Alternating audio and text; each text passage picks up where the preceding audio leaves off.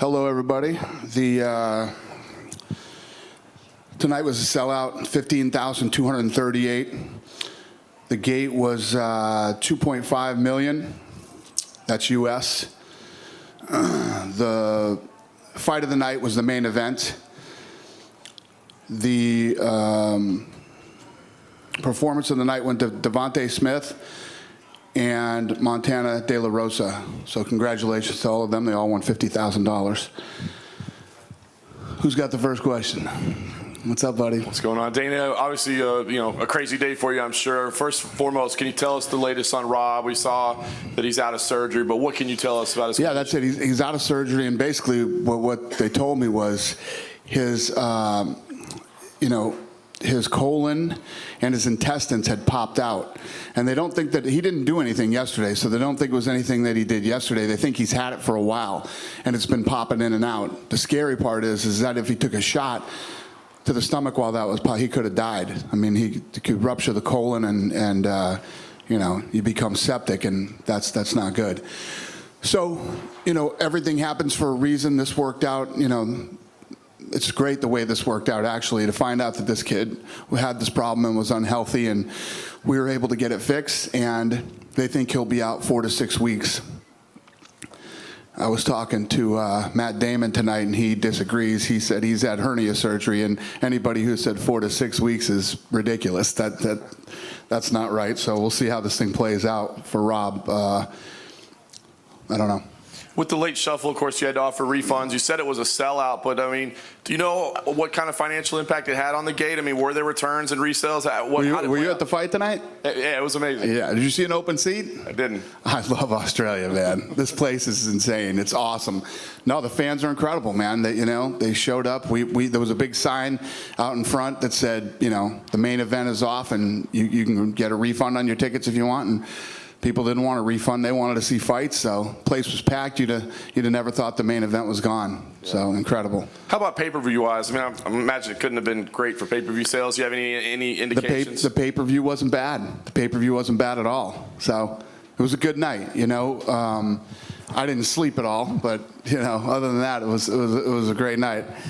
Yeah, it worked out. Everything worked out. Listen, at the end of the day, you're going to hear people who bitch, and there's going to be people that don't want to buy it, and they don't have to. But, most fight fans want to see some fights, and, we did really well considering what happened to us. Yeah, no doubt. Last thing on this situation, of course, we got to see how long Rob is going to be out, but does Kelvin keep his place as the #1 contender? Is he guaranteed the next title shot, or whatever happens? Is he involved in it? Well, we have to see how this thing plays out with the champ and see how long he's going to be out, and you know what I mean? And we'll go from there. Nice. And then just lastly for me, can we get your thoughts on the main event, how Israel Adesanya looked? A big win for him over a legend, but what did you think of his performance, and where do you see him at his position in his career? It was fun, man. That first round was like a kung fu movie, It was a fun fight to watch, very fun, with two guys who are incredibly talented.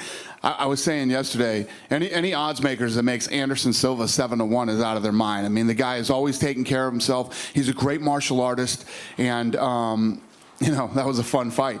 But Israel went in with a sold-out house tonight. A lot of pressure on him to go in against the guy.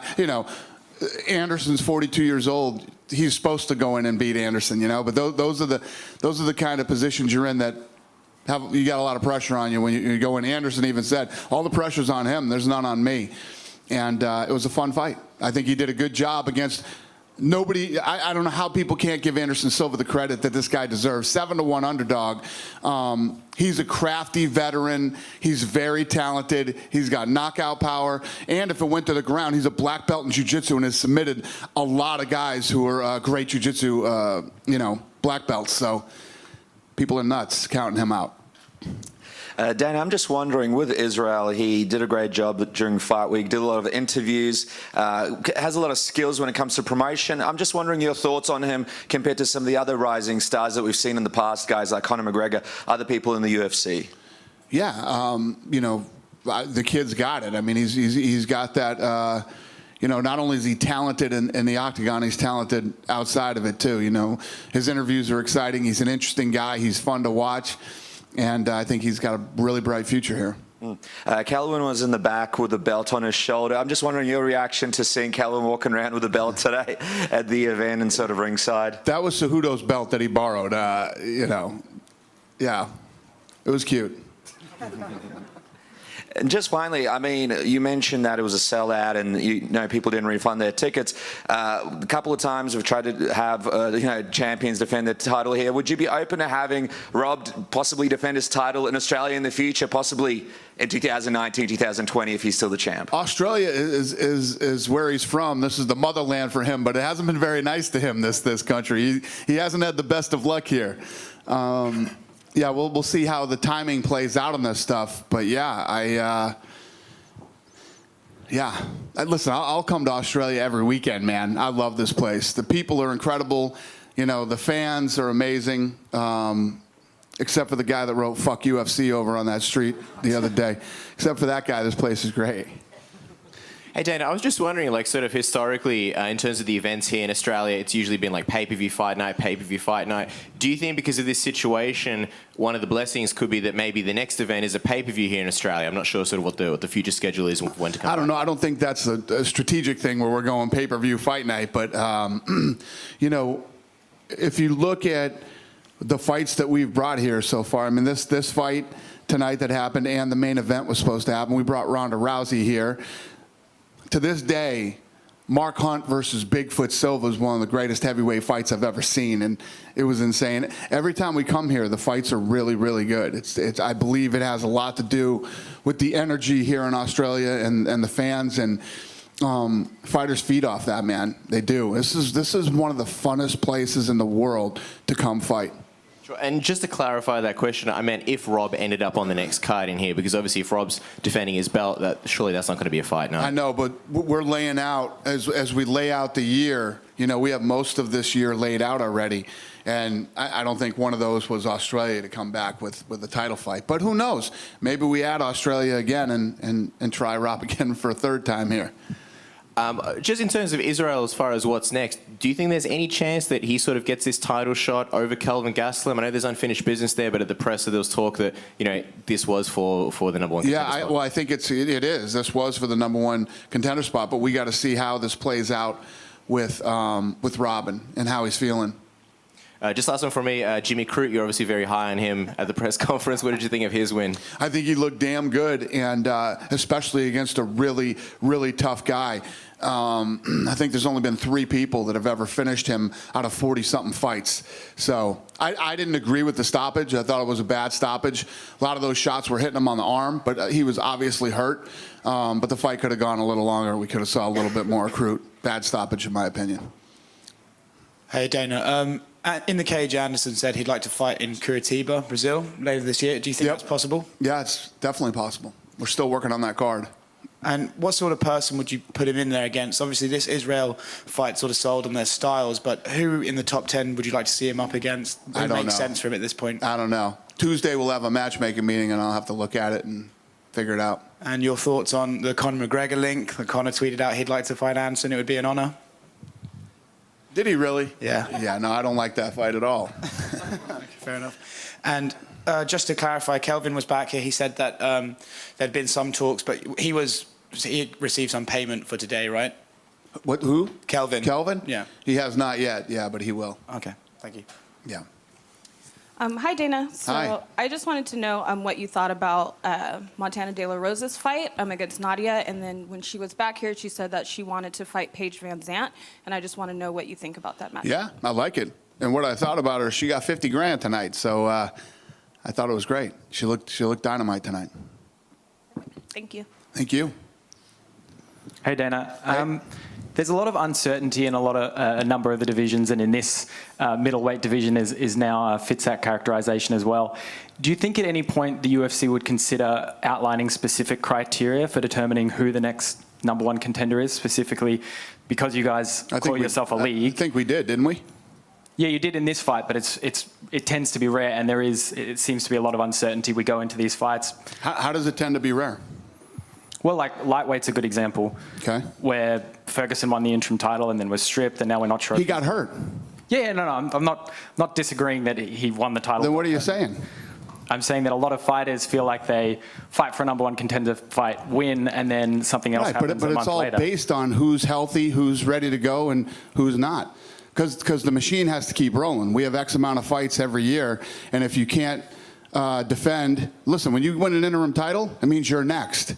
If you can't go next, it means you're out and somebody else goes next. I think that's the criteria. That's what we always do. All right, thank you. Disagree? I think a lot of fighters disagree. I mean, we hear a lot of Fighters talk about disagree that. with everything I say. I'm not asking if the fighters do. Do you disagree? I would disagree with that, yeah. And why? How would you disagree with that? So Colby Covington won the interim title. He was next. He couldn't fight. He turned down the fight with Tyron Woodley. So what am I supposed to wait for Colby Covington to show up and fight? That's not how it works. Tony's next. He's got the fight. He's got the belt. Trips blows his knee out and has to have, reconstructive knee surgery. We're going to wait for him? No, we're going to move on. But Tony Ferguson fought on the same card as the unification fight between Conor McGregor and Habib. So he was ready to fight for the undisputed title. Right, but he missed his opportunity. We already made the fight. He was out. Okay. Now he'll be next. You're wrong, sir.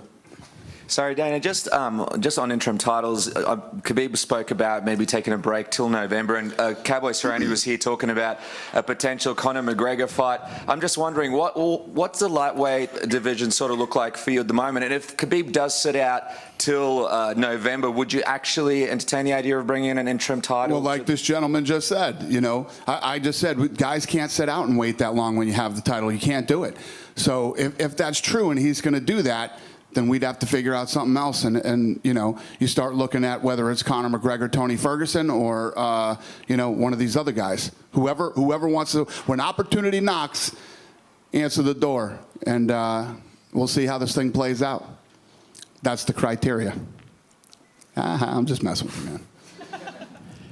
Dana, someone who definitely doesn't want to sit out is Ben Askren.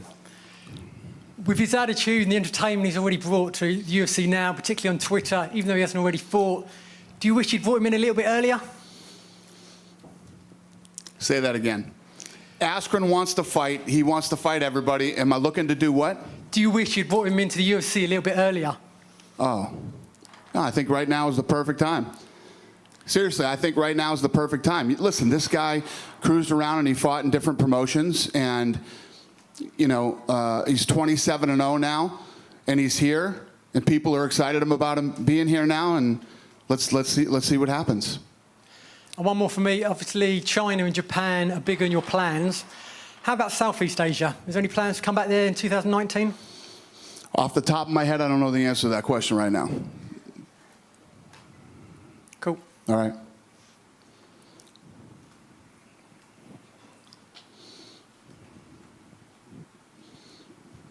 What's up, buddy? G'day, Dana. How you going, mate? A lot of the, just straight up the back, mate. A lot of the local fighters always ask me, directly straight in front of you, Dana. We're up with the cameras, buddy. All right. Oh, yeah, got you. A lot of the local fighters are always asking me, what's the pathway to the UFC? Is there a certain promotion that you tend to look at locally, or is there a way that we can tell these guys exactly what they should be doing? Yeah, if you're out there fighting in one of these organizations, no matter where it is, if it's out here or anywhere else in the world, and you keep cracking off wins, and then you beat somebody that we think is good enough to fight, then we'll definitely take a look at you. And right now, the best way to get into the UFC right now is either looking for a fight or the Contender Series. So. And the Ultimate Fighter. All three of those are coming back this summer, so there's plenty of opportunities for guys. Dana, Kelvin and Israel both took a shot at Rob tonight in their own interviews for not turning up to work. Yeah. I wonder what you make of that. And listen, the guy got hurt. He's a human being. His colon and his intestine popped through his stomach.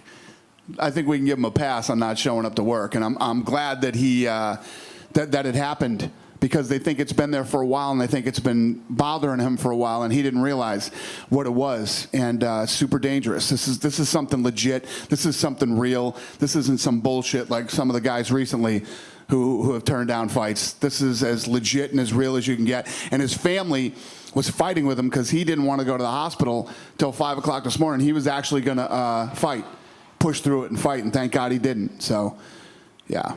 And There's guys out there that you can ridicule. Rob Whittaker isn't one of them. I was going to say, you mentioned too before about the show's got to go on. So obviously, around the middleweight division, there's a lot of guys who want to fight for a belt. How long would you want him till he's back? Well, hopefully this thing's only going to be 4 to 6 weeks, according to the doctors. So, he's in great shape right now. They said he had the best camp ever. His cut was easy. Everything was perfect. And then this thing happened to him. So he's in great shape. And let's see how long it takes him to recover from this. And we'll make something as fast as we can. Dana? Yep. Kai de France and Shane Young over here. Yep. Kai de France and Shane Young both had great performances tonight on the prelims. What did you make of them? Yeah, no, great. Great fights. I mean, there were some really good performances tonight. And, I thought he looked good.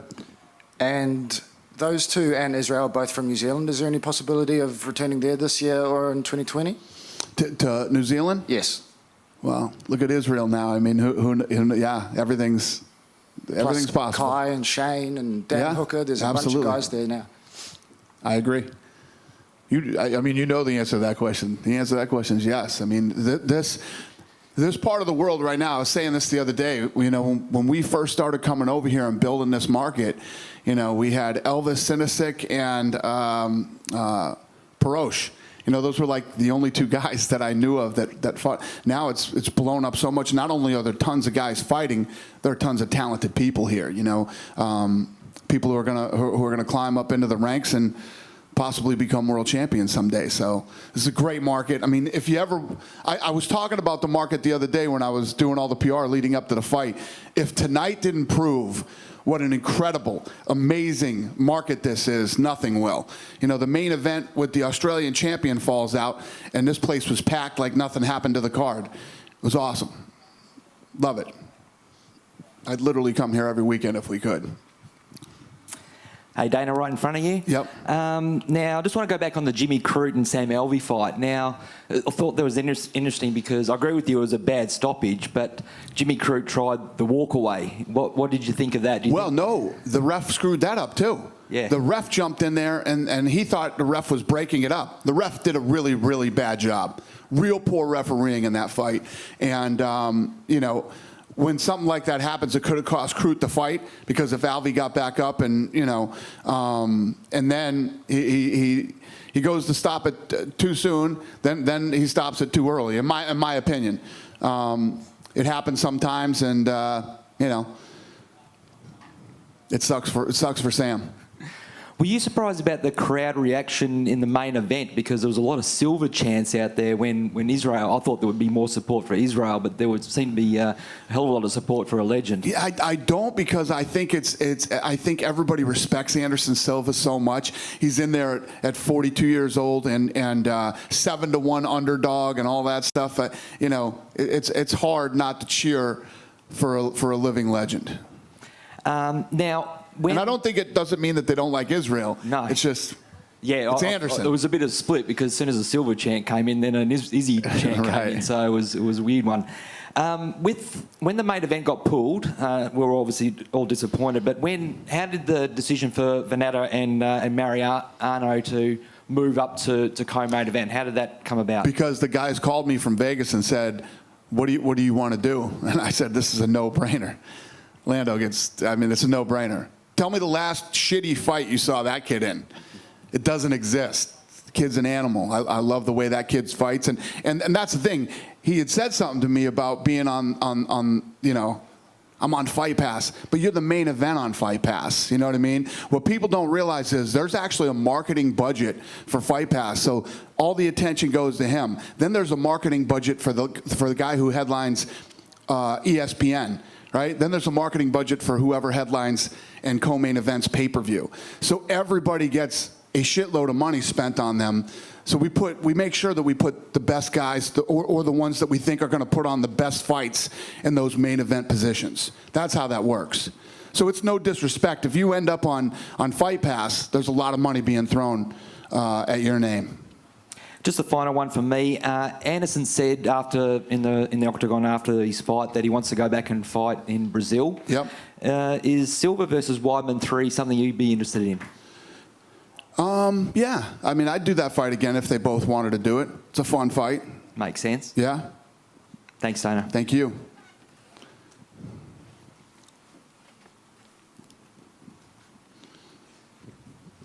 Hi, Dana. How are you? Very well. Are you able to rule out at all in the next 3-4 months of ever stripping Rob of the title? To rule out stripping him in the next 3 months? No, he's going to be better in 4 to 6 weeks.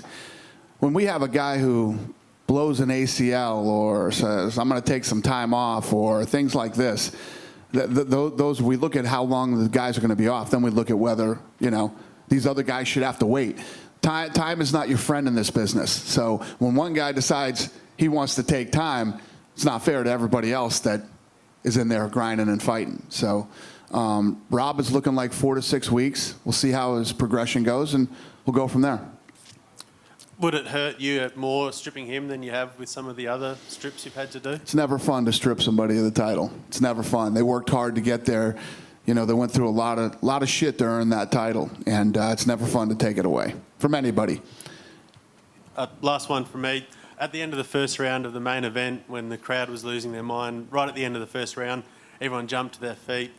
And I think you and Matt Damon were the same. Yeah. Can you just tell us what you were saying to each other? That was just like, holy shit. We were saying what everybody else was. This is awesome. What a great round. It was like a kung fu movie. It's fun to see two super talented guys, the up and coming kid and the living legend, go at it like they did. Fun. And when you think about it, we were talking leading up to this fight how Anderson always wanted to fight a clone of himself. They really are a lot alike in the showmanship and the talent and the way they fight. And you really saw that in the first round. Any other questions? I cannot stress this enough. Thank you, Australia. Thank you so much, you guys. See you next time.